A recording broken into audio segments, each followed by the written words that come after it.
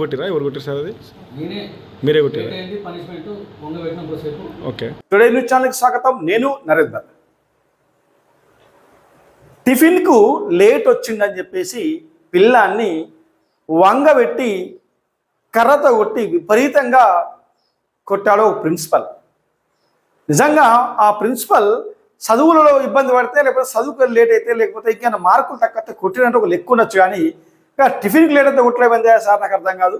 అది కూడా వంగబెట్టి మళ్ళీ వంగబెట్టి కొట్టినా ఇంకా పిల్లలు తోటి పిల్లలందరూ పిల్లలంతా వంగుకుంటే ఇట్లా సీరియల్గా వచ్చి కొట్టుకుంటూ పోతారు. మనం చూడొచ్చు ఇక్కడ లైన్లో పిల్లలు ఇక్కడ వంగుకుంటే ఇట్లా ఆ పిల్లలు వంగున్న పిల్లలు ప్రిన్సిపల్ సార్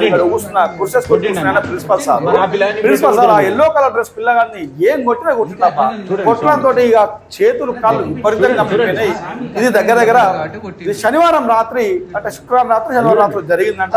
ఇది ఎక్కడ అంటే జగిత్యాల జిల్లాలోని కోరుట్ల సోషల్ వెల్ఫేర్ రెసిడెన్షియల్ స్కూల్లో ఈ రకంగా జరిగింది. ఇది చూడొచ్చు ఆ కొట్టుడు ఆ కథ కూడా వంగ చూసినాం కదా. అట్లున్న పిల్లలు టిఫిన్ వంగబెట్టి ఎట్లా కొడుతున్నారు చూడగా విపరీతంగా కొడతాడు. నిజంగా మరి నాకు కొట్టే హక్కు ఎవరిచ్చిరా బాబు నాకు అర్థం కాదు. మీకు చెప్పండి, నువ్వు ప్రిన్సిపల్వా లేకపోతే ఒక రౌడీవా ప్రిన్సిపల్వా?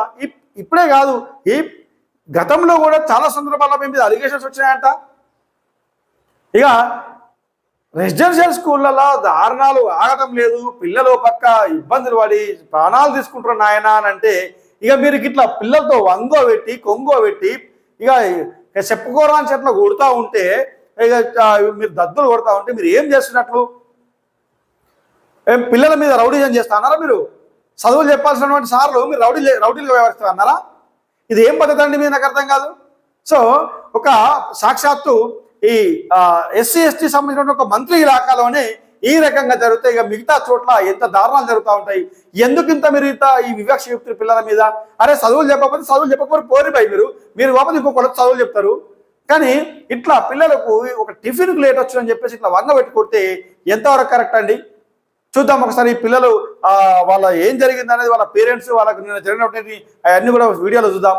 సో అయ్యా టీచర్ గారు, మీరు రౌడీ చేసుకోవాలంటే మీరు బెత్తం కాదు, మీరు ఏది పట్టుకున్నా రౌడీ చేసుకోండి, కానీ పిల్లల మీద కాదు.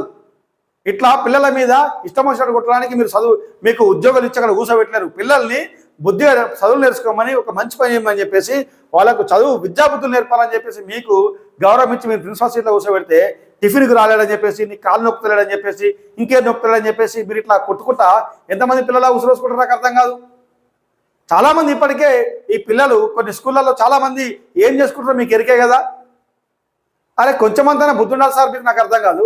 అట్లాగే ఈ యొక్క సోషల్ సాంఘిక సంక్షేమ శాఖ ఎస్సీ ఎస్టీ శాఖ మంత్రి ఉన్నటువంటి మంత్రి అడ్లూరు లక్ష్మణ్ కుమార్ దీని మీద రెస్పాండ్ కావాలా. అట్లాగే జిల్లా కలెక్టర్ కూడా పట్టించుకొని ఈ ప్రిన్సిపల్ మీద ఖచ్చితంగా యాక్షన్ తీసుకోవాలని చెప్పేసి ఆ పేరెంట్స్ కోరుతా ఉన్నారు. అట్లనే ఈ అంగబెట్టి కొట్టుడు పిల్లలతో కొట్టించుడు ఇవన్నీ ఏంటంటే నాకు అర్థం కాదు.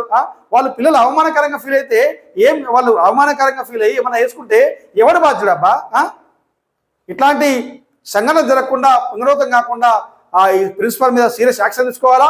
జిల్లా కలెక్టర్ స్పందించి అట్లాగే మంత్రి అడ్లూరు లక్ష్మణ్ కుమార్ స్పందించి తప్పకుండా ఈ ప్రిన్సిపల్ మీద యాక్షన్ తీసుకొని ఇట్లాంటి సంఘటన జరగకుండా ఏ పాఠశాల కూడా జరగకుండా చూసుకోవాల్సిన బాధ్యత మీ మీద ఉందని చెప్పేసి జనం కోరుతా ఉన్నారు. అయితే స్కూల్లో ఏం జరిగిందని చెప్పేసి మనం ఒకసారి వాళ్ళ మాటల్లోనే చూద్దాం.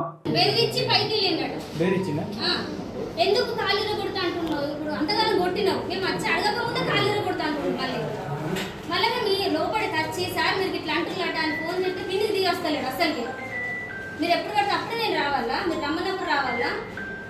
ఆ మాటలకి మేము ఇంత దూరం వచ్చినాం. ఇప్పుడు మల్లాపూర్ లోకల్ అమ్మ. నీ పేరు ఏ క్లాస్ రాని? 9th class. ఏమంటారు సార్ మరి దీని మీద మీరు? ఇది ఎవరు ఆచరణ జరిగింది, ఎవరు కొట్టారు, ఏమైంది? క్లిప్ పెట్టిస్తే సార్కి ఏమవుతుంది? సారే ఎట్టించినాక పిల్లలందరూ ఎట్టియారా? అరే క్లిప్ ఎందుకు పెట్టించుకున్నారా? పళ్ళ మీద నేను ఒకటి గుద్దుతేనే అంగిపోతాయిరా. దావకంలో ఎందుకు పైసలు వేస్ట్ చేసుకుంటావు? నేను బుద్ధి చూపించాలి. ఇంక ఎట్లా అన్నాడు? బూతులు అన్నాడట. పిల్లలందరూ పిలిపించాడు. ఆ మాట చెప్పురా, ఏమన్నాడు? బూతులు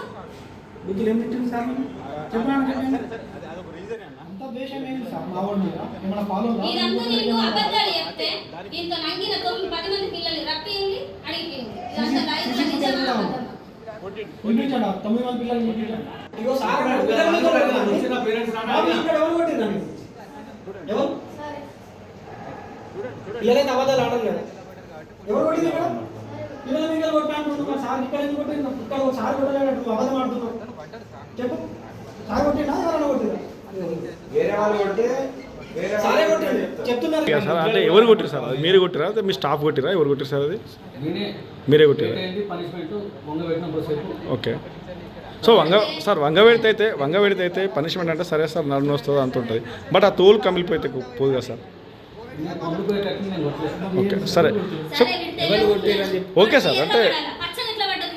సరే సార్ ఏమంటే కొట్టిన మాట వాస్తవమే కానీ కాకపోతే కమిలిపోయితే కొట్టలే అంటుండే. పిల్లల మీద ఒకటే రెండే అంత తప్ప నాకు వేరే చోట కొట్టే అలవాటు కూడా లేదు అసలు. ఏ పిల్లవాడినైనా కూడా కొడితే అంతే. Correct sir. అంటే సోషల్ వెల్ఫేర్ స్కూల్ అంటేనే కంప్లీట్ ప్రిన్సిపల్ భరోసా మీద మేము ఇక్కడ ఉంచిపోతాం సార్ పిల్లలు.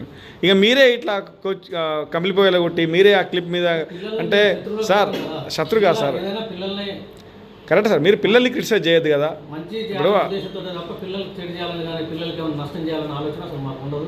వేరే క్లాస్ పిల్లలతో ఎందుకు కొట్టించేశారు? ఎట్లా కొట్టించారు? వేరే క్లాస్ కాదు సార్, అందరూ ఏ క్లాస్ లేట్కి వచ్చిన పిల్లలు అందరూ పెట్టినాం అంతే తప్ప వేరే మీరు క్లాస్ కొట్టండి సార్. మీరు గురువుగా మీరు బుద్ధి చెప్పండి, మీరు చదువు చెప్పండి, క్రమశిక్షణ నేర్పించండి. మీరు వేరే పిల్లలతో కొట్టిస్తే బయట ఓకే చిన్న విషయము సార్ పిల్లల మీద కొట్టిన